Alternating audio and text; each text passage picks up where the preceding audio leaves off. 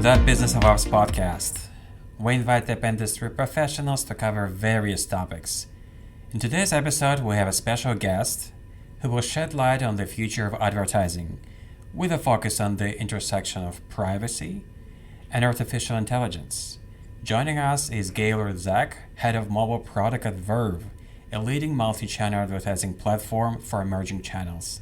Gaylord, welcome to the Business of Ops podcast. Thank you. It's great to be here. Fantastic. Gaylord, you've been leading Verve's efforts in privacy-first advertising technologies. Let's start by discussing why targeting is essential for advertisers and publishers, and how the industry got to where it is today.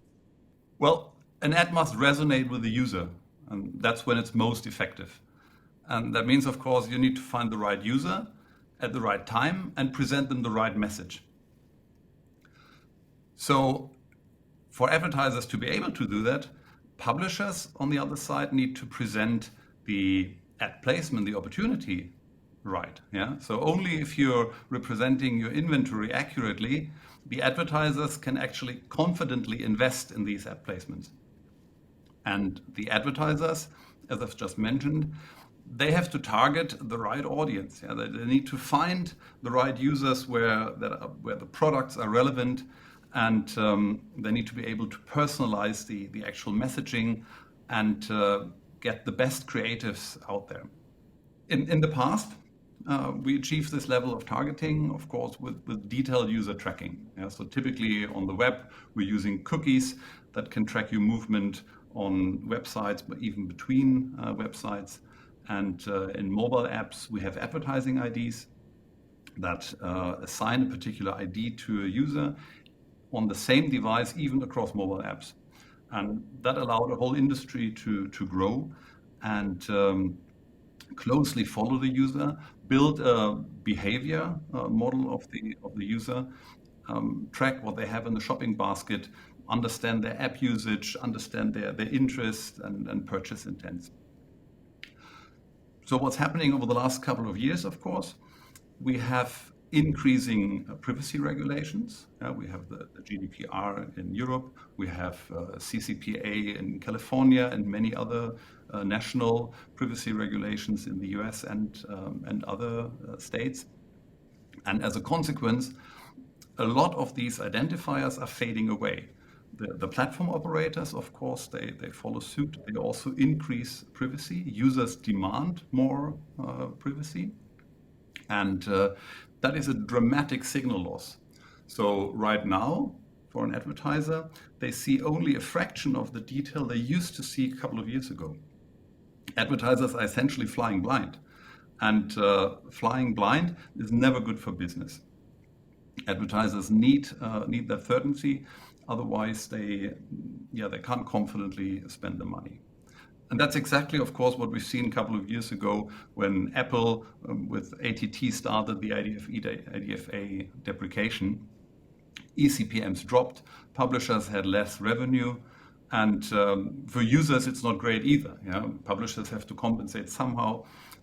You may have more ads, you have random, irrelevant ads, and even seemingly simple requirements like a frequency capping become a challenge suddenly. Yeah? So in the absence of IDs, a user may get the same ad over and over again, and the advertiser can't distinguish if they've shown an ad to 10 users or 10 times to the same user. So it's not great for all of us. That makes a lot of sense, Gaylord. So what is your approach to user privacy and ad targeting today? So we believe that advertising can be both effective and respectful of user privacy. And that shift in user expectation with the regulations that I've just mentioned, they've been really a catalyst for change. So our mission is to make media better with innovative, privacy-conscious solutions. And we're building the right products for this new era. That means also rethinking the way we approach data and user targeting, and have new solutions to enable brands to connect with the relevant audiences without compromising user privacy. And we're very proud that we can do that with our own technology that we've developed here over the last couple of years. That's quite a strategy. Can you walk us through how this privacy first targeting approach works in practice with your own technology? Absolutely. So our technology that we've recently released, known as Atom, it's short for anonymized targeting on mobile, and that enables us to identify relevant user cohorts and create audience segments directly on the user's device.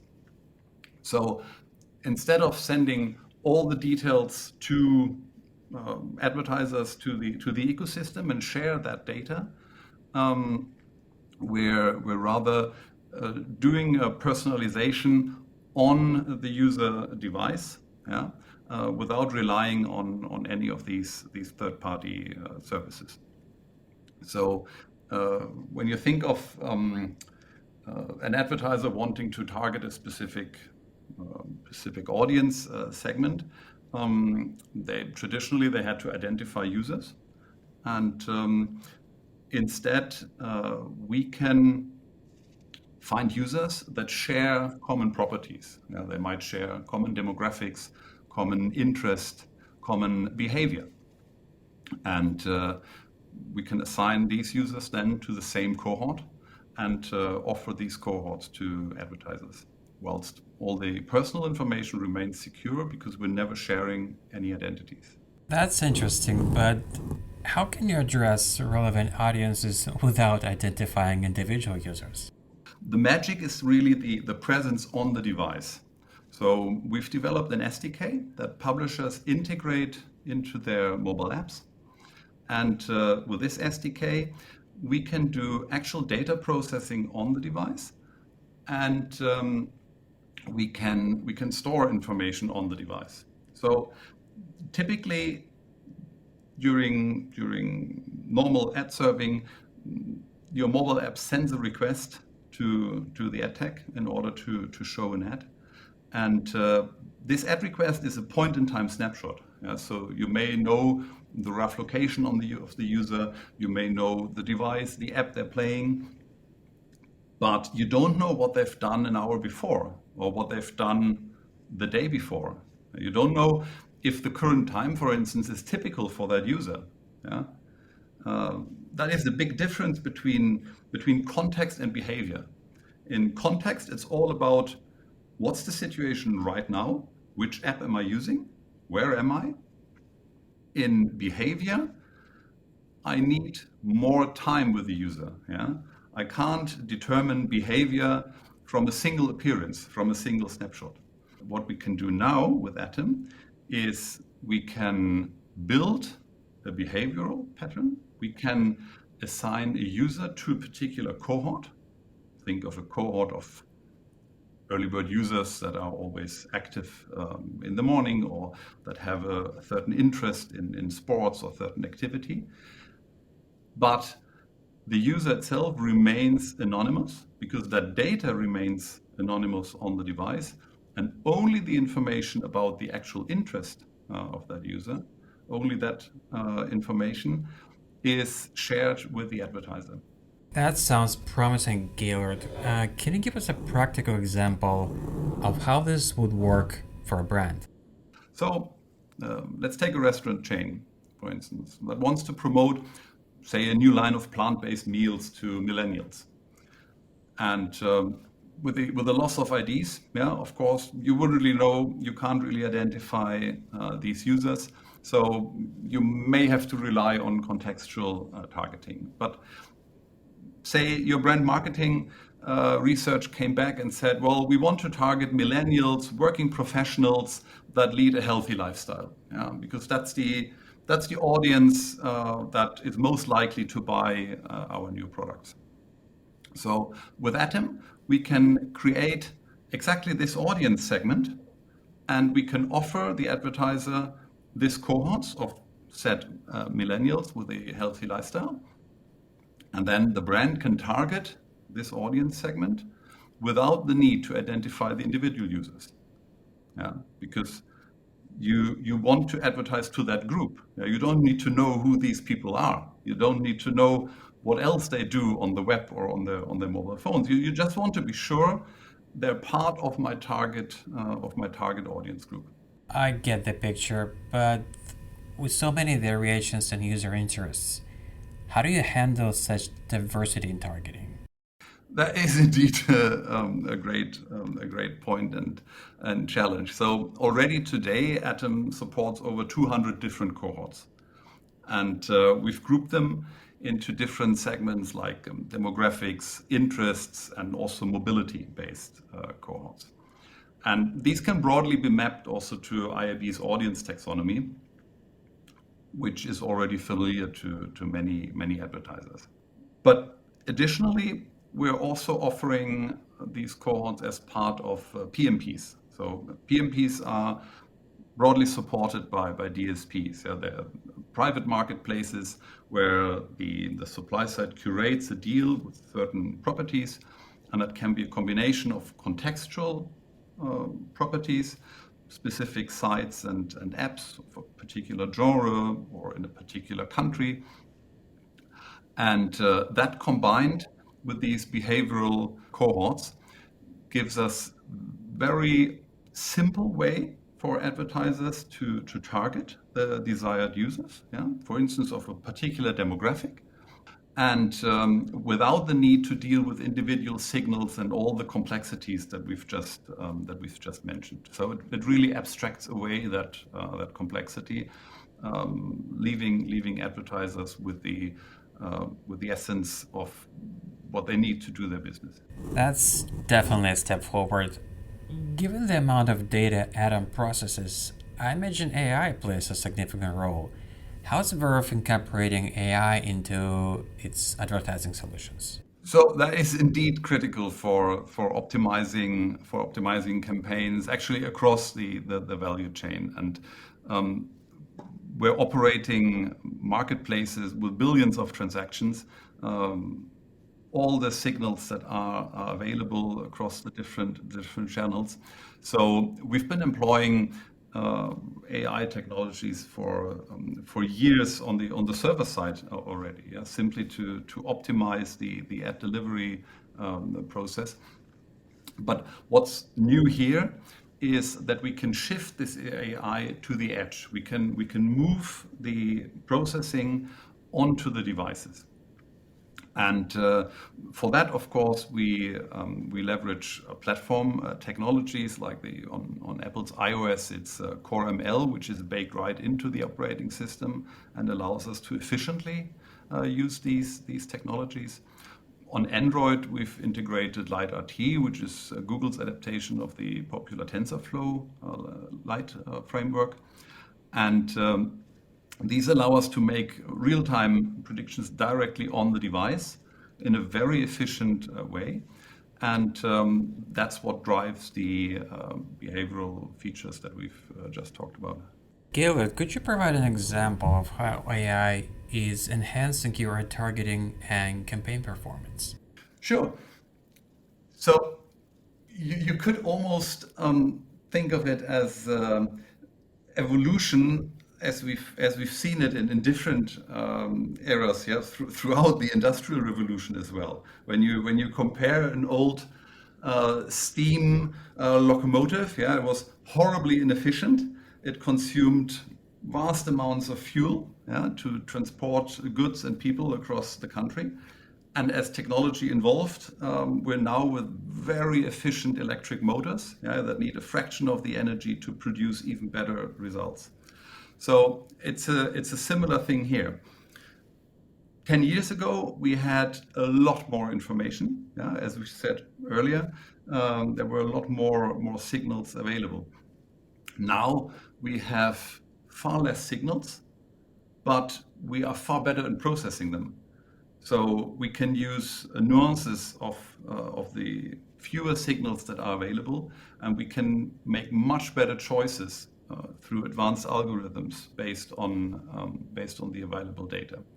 So whilst there's of course quite a deprecation of signals, the processing that we can achieve, and therefore the targeting options and the efficiency of the advertising is actually improving. Indeed, AI seems to be adding a lot of value here. Many industry peers are currently working on the solution for the ID-less feature. We saw you recently held a webinar with Google on the Android privacy sandbox. Could you elaborate on the third-party technologies you tested and whether these technologies complement each other or work in parallel?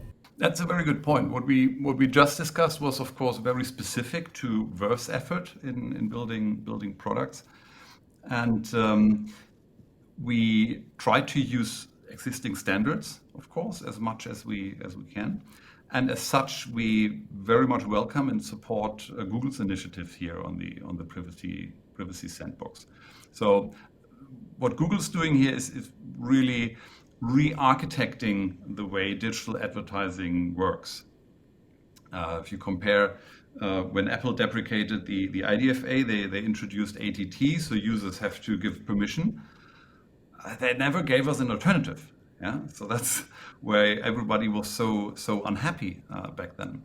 So what Google's doing now, they provide new technologies, they provide building blocks that we can actually use to build better products, where that need of identifying users further diminishes.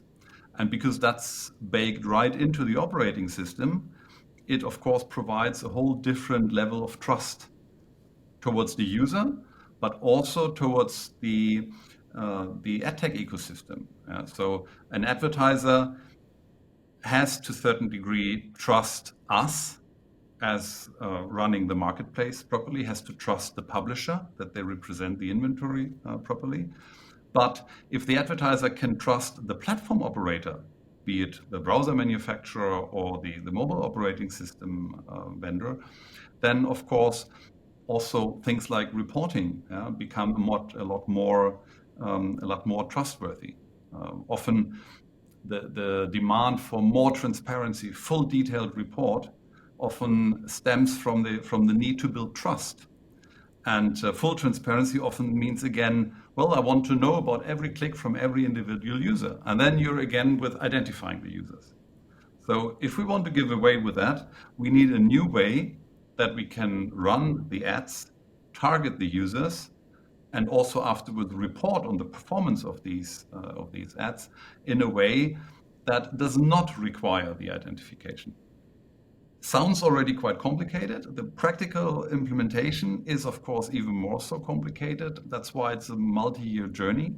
And we've seen from Google on the Chrome desktop side, they've over and over changed their deadlines. Ultimately now said they won't deprecate the third-party cookie at all. They will rather build on user choice, and we can already imagine where this will go, if users will choose to be tracked or if users will choose for privacy. And if they choose for privacy, then we need to provide them alternatives. Yeah. So that's why we're actively testing these technologies. That's why we're evaluating all the privacy sandbox technologies, and also with ad tech partners, so that once it becomes widely available, we'll be able to offer the products where publishers can earn money and advertisers can, well, essentially run effective advertising campaigns. That's fantastic. Before we wrap up, is there anything else you would like to share with our listeners? Sure. So, I mean, our vision is to provide advertisers with seamless, privacy-conscious advertising experience. And that works best in partnerships.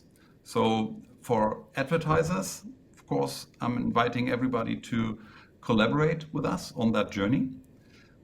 Often there's hesitation when it comes to new products, especially ID-less products, be it proprietary solutions or even new experimental solutions like the privacy sandbox. So, but we're here to go this journey together. And for publishers, it's a lot easier, to be honest. Yeah. As long as you use the latest version of our SDKs, you'll have all the features we talked about already built in. you'll also have all the latest privacy features and all the latest rules that apply to the various environments, be it on Apple or on Android. So it's very important to stay up to date there. We're constantly innovating and collaborating with the industry leaders to shape the future of advertising in a way that benefits both the advertisers and consumers. Thank you, Gaylord. This has been a really thoughtful discussion, and I'm sure our listeners will take away some valuable insights. We appreciate you joining us today. Thank you, Gaylord. Bye-bye. Thank you so much for having me. It was a pleasure. To listen to more episodes, subscribe to our podcast on iTunes, Spotify, Stitcher, YouTube podcasts. Just search for Business of Apps and you will find us easily. Remember, we release episodes on Mondays, so subscribe and you will be able to get new episodes on your smartphone, tablet, or computer as soon as we release them. And please don't forget to leave us a review or comment on iTunes. It is highly appreciated. And all episodes will also be available on businessofapps.com. Thank you for listening. See you next week.